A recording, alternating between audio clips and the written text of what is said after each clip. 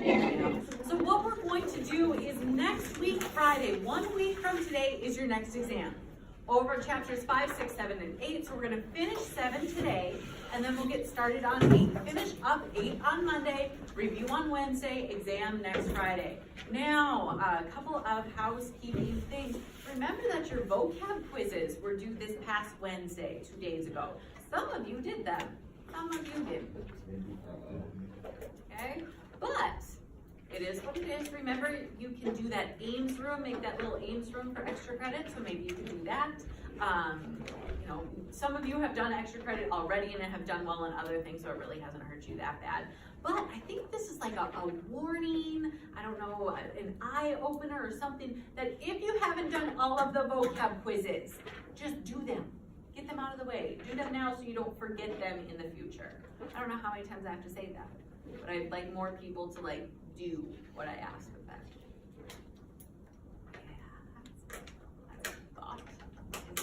Okay, so chapter 7, picking up where we left off last time, a week ago.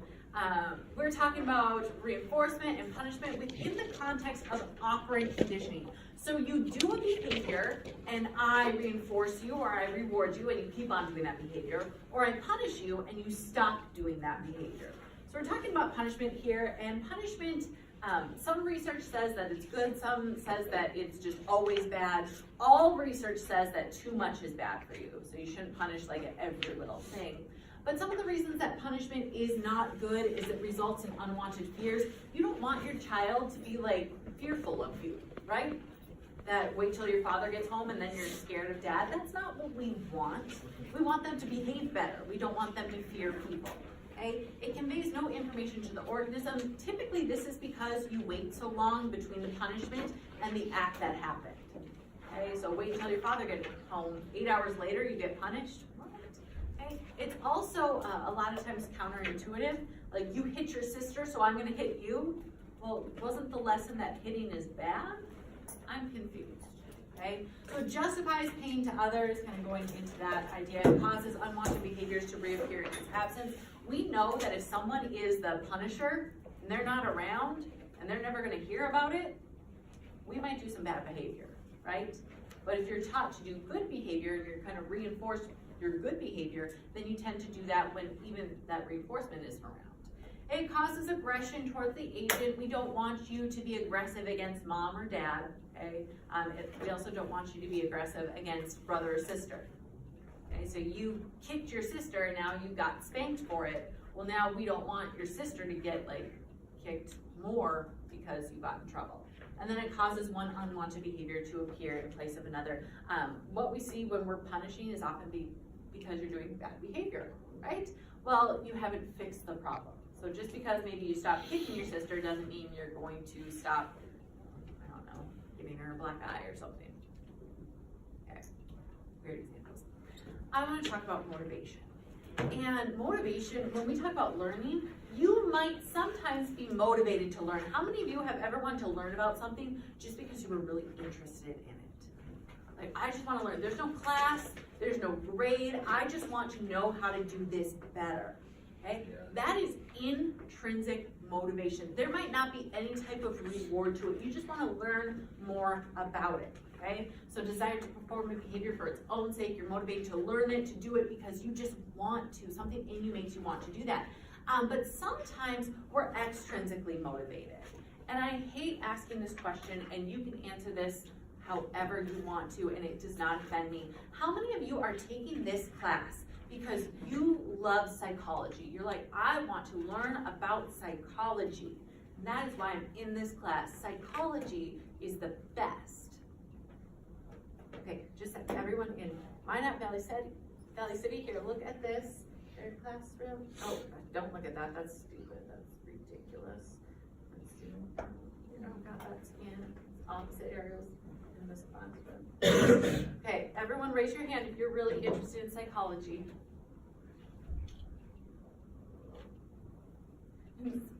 I love some of you so much because you're like, I'm kind of geeky. I like psychology. Okay, but like no one's like, yes.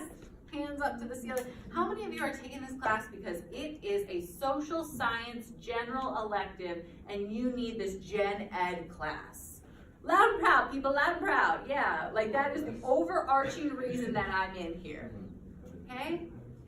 How many of you study for the exam because you want a good grade? Not like I want to know the material, but I want a good grade. Does it work? Extrinsic motivation. There's something else. Like you don't want to be here because you're just, and that's fine. Okay? How many of you are kind of enjoying this? Enjoying what? The class. Yeah. Oh, yeah. It's not the worst thing you've ever experienced in your life. Oh, you know what? It always makes me kind of sad when people are not raising their hand. Oh, and now it's like the pity raise your hand thing. Oh. You're raising your hand because you're enjoying it? Yeah. Or the pity? Pity. It's fine. I'm over it. I don't even care anymore. Okay, but extrinsic motivation. Okay, a lot of times we go to a job not because we love our job, but because we want a paycheck. We want the benefits. We want those things. It's other things that are motivating us to learn or to do the behavior. So we have to think about how are you being motivated intrinsically? Well, it's easy to get people to do things when they feel that intrinsic motivation. But if you don't feel it, if you're in a class where you just hate it and you don't want to write a paper about something, like it's hard to motivate yourself to do those types of things. Okay? So give yourself another extrinsic motivator, like chocolate or something else. When I was in graduate school, we had a come to Jesus meeting because we weren't producing enough publications, and we had this one guy who taught in our psych department, and he was like the top publisher ever. Like he's so many publications, and this is big in academia, like get your work published and then people know about you and then you're like famous in the psychology world and like you get fangirls at conferences and things like that. Like it's really cool for nerds, but it's really cool for nerds. And he said, I'm gonna tell you how I get motivated. And we're all like, oh, tell us how you publish so much. And he says, I put a joint on my computer, put it right there. And I tell myself, I can't smoke it until I'm done. What a genius. That was his motivation. And I mean, you have heard about my experiences with marijuana and how it ruins things like clean kitchens, so that wouldn't work for me. But if I put like a brownie there, not with any type of other substance in it, just like a plain old chocolate brownie, and I told myself, you get through all these papers, you can eat that brownie. Motivating. Extrinsic motivation. It's fun. Okay. So when we're teaching anyone to do anything, we have to make sure that we are teaching them within their wheelhouse. Okay? Can they do the behavior? Can they do the things that we're asking of them? Okay, I'm not going to go up to my 4-year-old and be like, I want you to start like calligraphy. Okay? Because she's basically learning how to write letters now, and she's screwing them up so often. And I put a stupid S in her name. I think S is in your name. How many of you are like, that's the worst letter ever? Do you want to see how she does her S? Yeah, it's like a snake. Well, no, it's not. No, well, it should be, but this is how she writes her name. It's all capitals, A-I-N, and then the S is like this. So it's another like N, but she knows it's curved. It's just always like falling on its face, but backwards. And then she's got her L-E-Y. Like she has it, except for this. Horrible. Don't put an S in your child's name. I'll put a Z. Oh yeah, the Z is so much better, yeah. Okay, anyway, I'm not gonna teach her calligraphy because she's clearly not there yet, okay? I have to teach you within your zone of proximal development, within what you can do. And we've seen this with humans, we've seen it with animals. A couple of researchers, biologists, were trying to get pigeons, this is stupid, okay, it's stupid, but they were trying to get pigeons to flap their wings, and then they were rewarding them with food. And how you originally kind of initially train pigeons is they'll do random behaviors and then you reward them and you see how long it takes them to make the connection.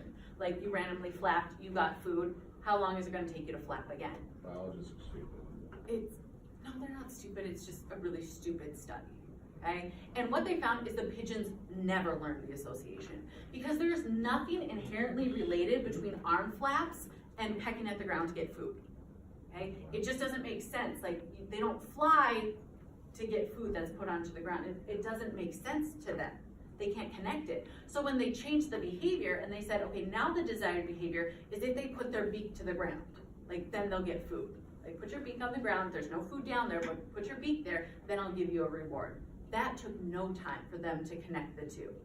They knew that that motion was associated with eating, okay? But the motion of flapping their wings, that had nothing to do with food. So we have to teach everyone within their zone of proximal development what they can learn and what they are naturally predisposed to do, okay? So what is Skinner's legacy? Skinner gets criticized, and this is B.F. Skinner, he's our operant conditioning guy, okay? Isn't he a charmer? He's quite the looker, he is. B.F. Skinner, his legacy, Pavlov's, is that he isolates all these different variables and he's very objective. Well, Skinner's legacy really is that, first of all, he diminished our free choice. Okay? He says we don't do anything because we want to, because I just desire to do this thing. I do everything based off of the principles of reward and punishment. I think about, am I going to be rewarded or am I going to be punished? And so critics are saying, you took away our free will. We are humans, we have free will, you can't do that. And Skinner says, tell me about an instance where you have done something that where positives, negatives, rewards, punishment did not come into play.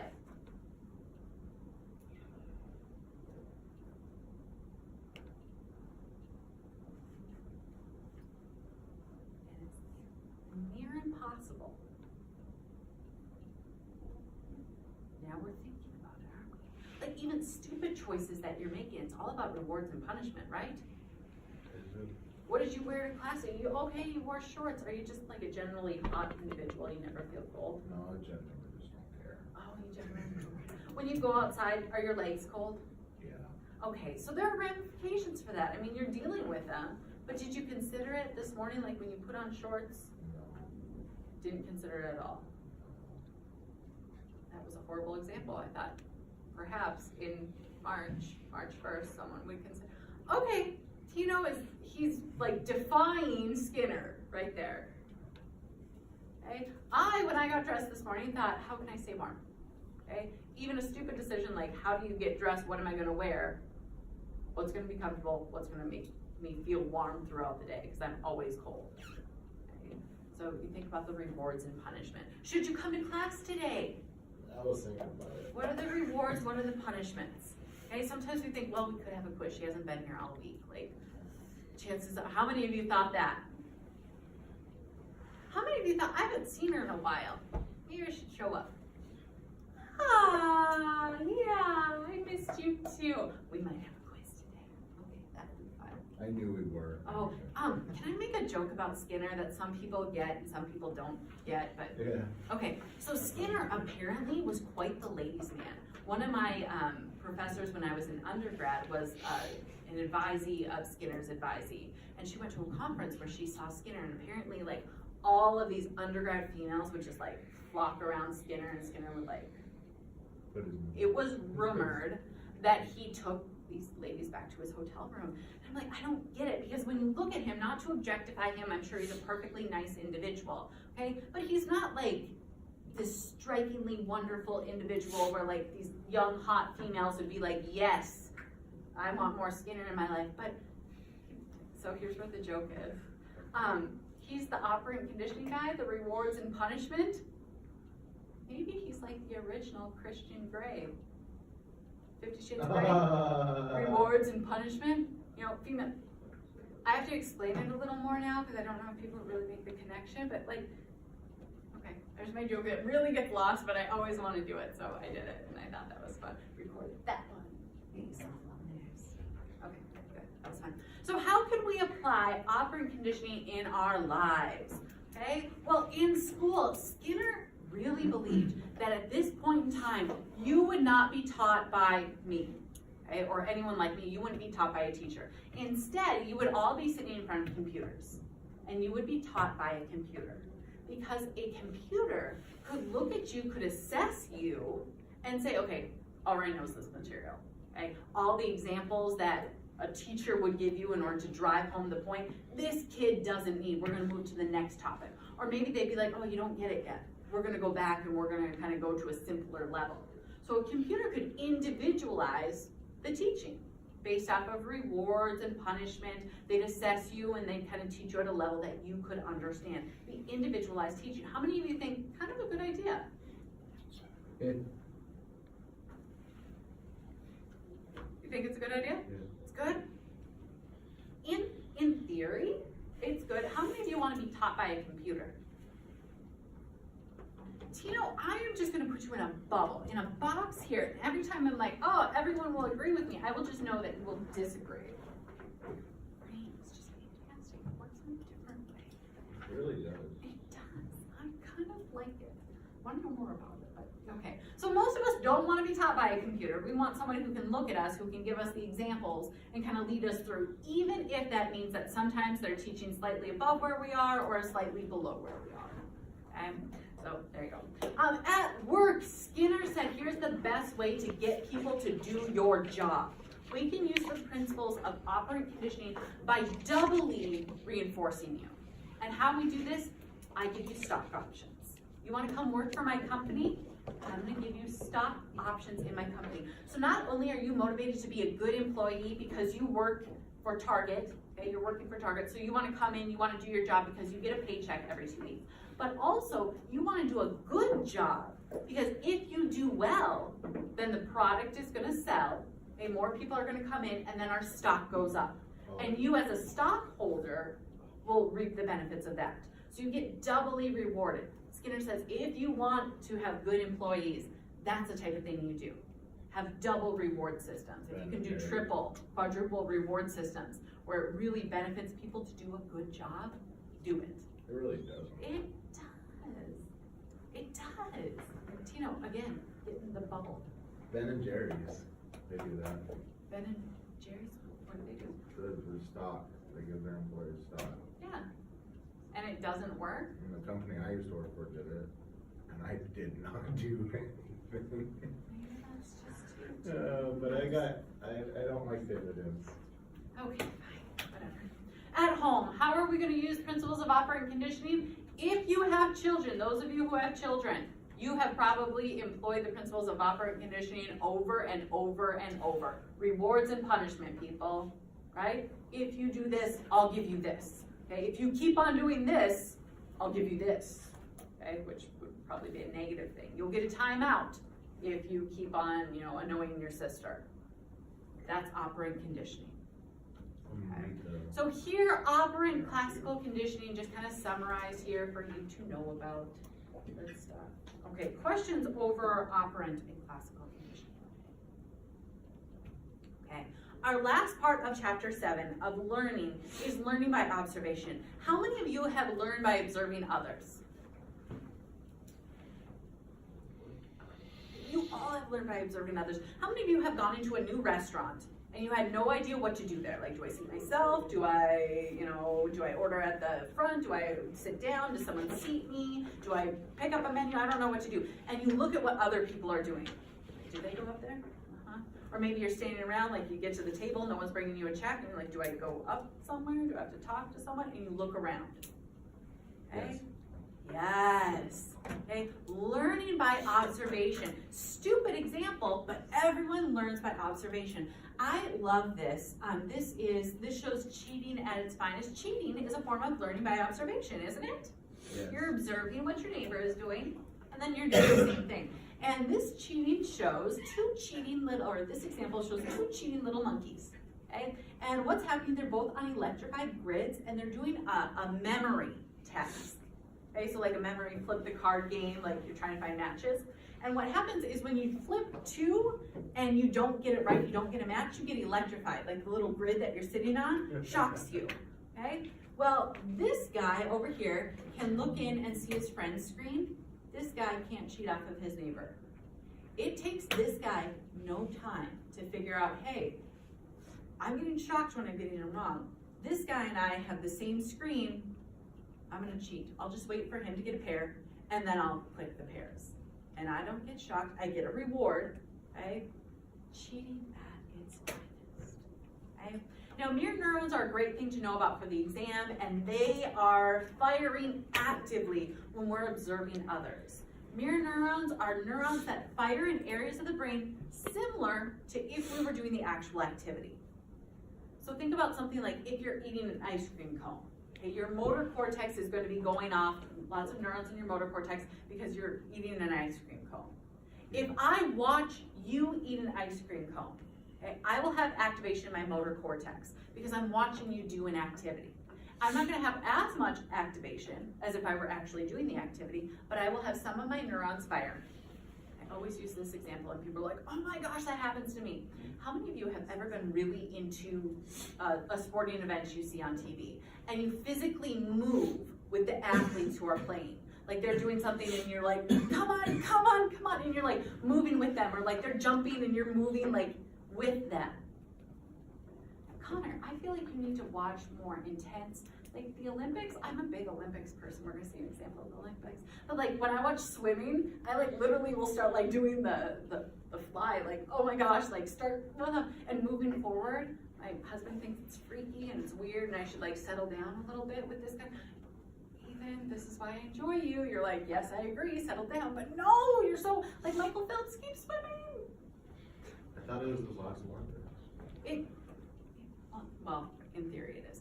Anyway, why does this happen? Is because your mirror neurons are firing and sometimes they fire so severely that actually causes you to move. So I'm gonna show you an example of this because it's fun. Okay, at the Olympics, Allie Reisman, do you remember, gymnast? London Olympics. Yeah. Really the sex scandal in the American Gymnastics Association. Yeah. I was hoping she would bless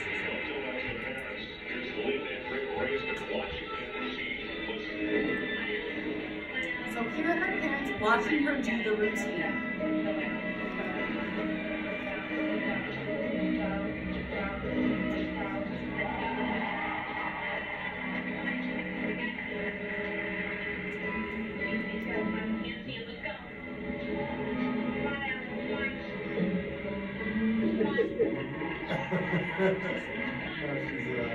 Doing gymnastics. They're weirdos.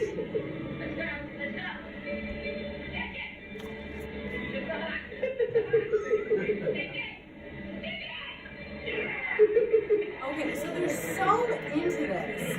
They're so into it that it's actually causing them to physically move because those mirror neurons are going off so strongly that it's physically causing them to move. Oh, this is wonderful. We're learning by observation. We're physically moving by observation. Oh my goodness. So how does this start? How does learning by observation start? Well, it starts by imitating. Okay? And I hate to ruin some of our delusions about small children and how much they love us. But children, why do they smile at us? When we smile at them, like little babies, why are they smiling back at us? They see us smile. Because they're imitating. It's not like, Mom, I love you so much, I want to smile at you. Like, this smile is just for you. It's like, what are you doing with your face? I'll do that too. Like, this is weird, but I guess I'll figure it out. And it's like you stick your tongue out at a child, they'll stick their tongue out at you. They learn by imitation. And as we get older, we start imitating different things, not just the people who are physically in front of us, but we watch TV. And we'll start to imitate what's on TV. Okay, so we learn by observation. And great individual to know about for the exam, Albert Bandura did a very, very famous study on learning by observation. And what he did, this study is Bandura's Bobo doll experiment. And a Bobo doll, you'll see what it is in a second here. But the premise of his experiment is children came in and they were set loose into a room of toys to play with. And they were just observed as they were playing in that room. But prior to being set loose into the room, they either viewed a video of a woman playing with toys in that room, and primarily it was just a Bobo doll, or they didn't watch that video. So what happens when they watched a woman playing, and they say aggressively, and you can judge for yourself how aggressive she is with this Bobo doll. But what happens when they watch that video and then they're put into the room? Now this is older footage, so I'm sorry, 61, but this is good. The model pummeled the doll with the mallet, See, look how aggressive she is. flung it in the air,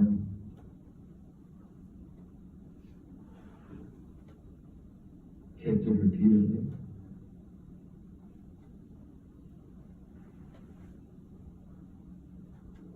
threw it down and beat it. Oh, look at her beating that. I know, like, It was once widely believed that seeing others vent aggression would drain the viewer's aggressive drive. As you can see, exposure to aggressive modeling is hardly cathartic.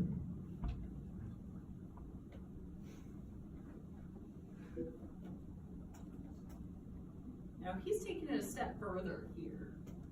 You got a hammer. Yes. Exposure to aggressive modeling increased attraction to guns, even though it was never modeled. Guns had less appeal to children who had no exposure to the aggressive modeling. The children also picked up the novel hostile language. So the woman used hostile language, basically called the boba doll like a cotton-headed ninny muggins, like it wasn't real.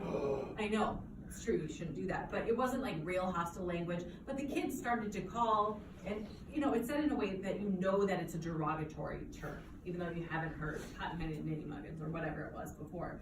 Kids were saying things to the boba doll like that. So what it shows and what we see is that if you observe that negative behavior, you're more likely to do it. The other kids who didn't watch that woman pummel the doll, and I mean, like, whatever, that wasn't pummeling. They went into the room, and did they hit the boba doll? Yes, because boba dolls are fun to hit. Like, you smack them, they come back up. Like, everyone hits the boba doll, okay? But there were other toys in the room, and the other kids went and played with the other toys. They didn't just fixate on that boba doll, which is what the kids who watched the video did. So what this tells us is that if you watch violent TV or you play violent video games, this has an impact on you, okay? And people argue, no, I can watch violent shows and I can play the violent video games, and it doesn't make me want to go out and kill people or take my car and then like Grand Theft Auto around Botno or Minot or anything like that. That's not what I'm saying. Okay? I'm not saying that you're going to actually do what you see, like shoot people in the head like they're zombies. I don't think you're going to do that, okay? But are you more likely to engage in negative behavior than someone who didn't do those things? Yes, okay? And an exposure to those things makes you kind of hardened to the impact of those things. Like you don't see the negativity behind it. But here's the positive, everything positive. If you witness good behavior, you're likely to do good behavior. Okay, so if you witness pro-social helping behavior, you're more likely to be a helper. So watching, a violent TV show on TV might make kids act violently, maybe be a little more aggressive at recess, but watching a positive show, like maybe your Daniel Tiger, okay, telling you how to count to 3 when you feel bad about things, that's good. Telling you how to help your neighbor, it's nice. Okay, so violent TV, violent video games do lead us to be more aggressive. Not like committing murder, necessarily, okay, but yeah. And my favorite study that has been done on this is modeling violence. What we see is increased level of violence on Tuesdays at recess compared to Mondays. And this research was done in the late 1990s. Any idea why there would be more violence on Tuesdays than on Mondays? I didn't realize you had the rest of the week to make. Maybe like a wrestling event, like what, on Monday or something? Monday Night Raw. Do you guys remember professional wrestling, Monday Night Raw? Yeah, some of you are like, yeah. So Monday Night Raw, this is like a big thing in the 90s. I remember we had one TV in our household, and every Monday night I knew I could not watch my, like Family Matters or Full House or whatever I was watching, okay? But I knew my brother had the TV so he could watch Monday Night Raw. And social psychologists said, we need to investigate this. They went out on Mondays at recess time and they observed all the aggressive acts. And then on Tuesday, they again looked at all the aggressive acts. And what we see, significant increase in aggressive acts on Tuesday after you see that modeled behavior on Monday night. So there you go. So there's chapter 7. Questions on chapter 7 before we just get started with chapter 8. We'll end with a quiz. But I just want to get started with chapter 8. Okay. Good. I love chapter 7 because it talks about learning, and learning is really the principle that we're all about when it comes to higher ed, but also when we talk about our classes, we want you to learn. But this one memory matters so much for, our next exam. How do you remember information on 4 different chapters? How do you remember when it's so much material? Well, I will give you some tips and tricks that will help you in real life, but also help you on the exam. Okay, so this will be fun, memory. Okay? So memory, get used to the number 3, because memory is a 3-step process. There are 3 different types of storage, but what we see with memory is we approach memory as an information processing system. You need to encode information, then you store information, and then you retrieve information. Okay? We can think about that like a computer. We encode it, we type it in. Okay? If you've ever worked on a paper, you've typed it, and then you didn't hit save. Okay? If you type it in and you don't hit save, you lose it. Just like a memory. You type it in, but you don't hit save, you're screwed. Wait, you don't Okay? have that autosave feature? Well, now, but back when here's how I'm saving, it's a floppy disk. Remember floppy disk? I went to college with a stack of floppy disks. I was like, I am ready for all my papers. I have all these floppy disks. I still have them. What's a floppy disk? It looks like this. It's like a square disk. It's like how do you say? It was like a USB, but it was a floppy disk. Yeah, they were so cool. Anyway, so you save it, right? And then if you can't pull it up, okay, if you can't retrieve it back, you've lost it, right? That's very frustrating. The information is in there, but you just can't retrieve it from memory stores. That can be very frustrating. So let's talk about your memory for a little bit. How many of you have ever been studying and you sit down with your notes, you have your notebook, you're there, you're ready, and you're flipping through and you're looking and you're looking and you're reading and you're reading and you get done and you close it and you think to yourself, I had nothing. Yeah. I just spent so long there flipping and flipping and flipping and I was reading and reading and I have nothing. I don't remember a thing. Okay?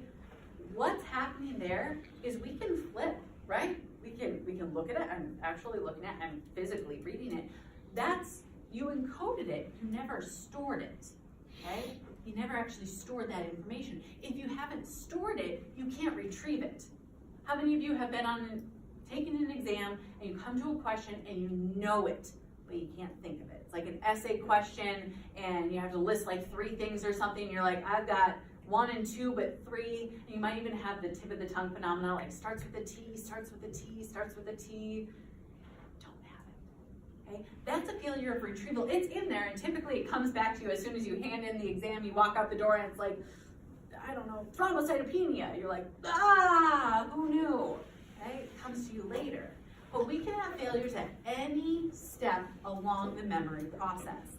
Now, memory is sequential.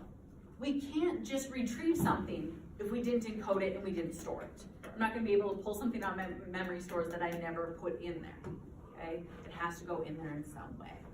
Now, for information processing, there are 3 different types of memory stores. We're going to talk about these: our sensory memory, our short-term or our working memory, and our long-term memory. But let's start at the beginning. And the first step of the memory process, and the one that we're going to cover today, is encoding. Getting information in. That's what encoding is. And a couple different things we're going to talk about is how we get information in, and then what do we get in. So first of all, how do we encode? Sometimes we encode things automatically. We don't put any effort into it, it just automatically happens for us. But a lot of other information, like the information for this class, requires effort, right? Repetition, read it over and over, test yourself, then it's finally in, and then you get it on the exam and then you lose it, right?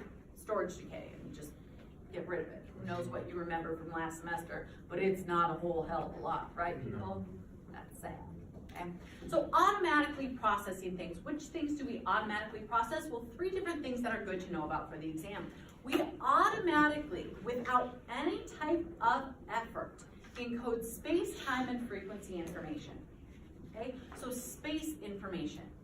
How many of you have ever been taking an exam and you think to yourself, oh, the answer to this is right there. I can see the page of my notes.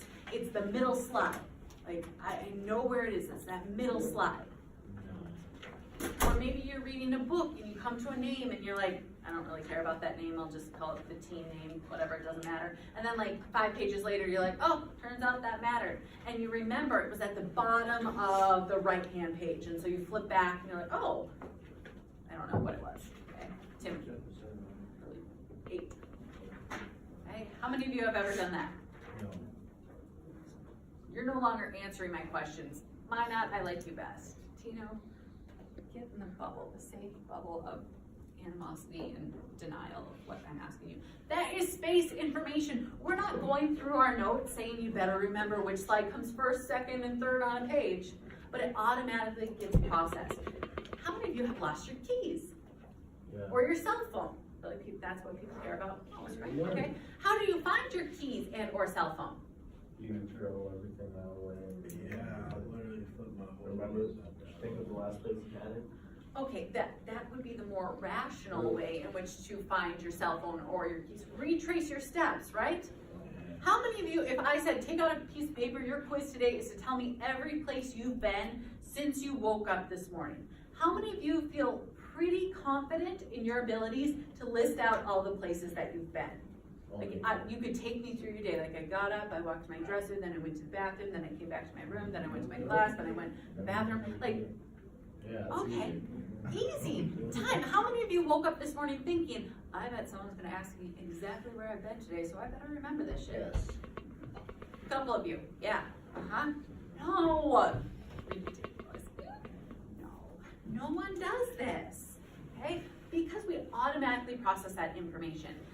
Frequency. Oh, I love frequency. How many of this happens to me all the time? I don't have all of you every single semester, but sometimes I'll see students who I haven't had in a while, and I'll see them like once in the hall. And it's like, oh, I never see you. Like, hi. And then I'll see them again that day. I'm like, oh, second time today. And then like the third time I see them, I make a big deal because I'm like, 3 times in one day. What were the odds? And then they're like, this is weird.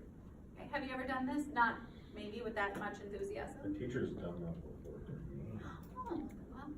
And I Have didn't you ever feel done it? Or like you turn on the radio and you're like, this is the 3rd time today I've heard this song. Yes. Okay, maybe that's a better example. Okay, but you've done this. How many of you, when you hear songs on the radio, you're like, mental hashtag, heard it for the first time? No.